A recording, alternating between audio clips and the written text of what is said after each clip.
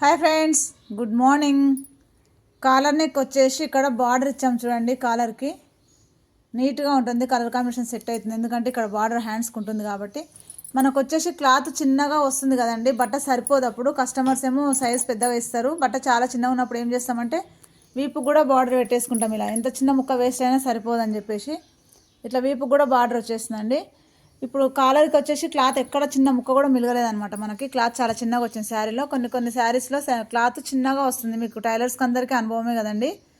చూడండి ఫ్రెండ్స్, అలాంటప్పుడు ఏం చేసామంటే ఇక్కడ శారీ చెక్కుతాం కదండి, లోపల చెక్కుడు కొంగు దగ్గర ఇలా తీసామండి. కాలర్కి ఎంత అవసరమో అంత తీసి మళ్ళీ ఇలా మలిపి కుట్టాము. లేదంటే చిన్న ముక్క ఏదైనా ప్యాచ్ చేసుకోవచ్చు ఆ ప్లేస్లో.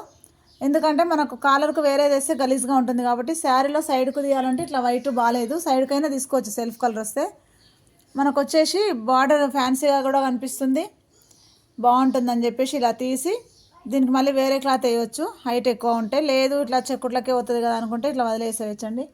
చూడండి ఫ్రెండ్స్, నచ్చితే లైక్ చేయండి, షేర్ చేయండి, కామెంట్ చేయండి. చిన్న ఐడియా అండి. Okay, thank you.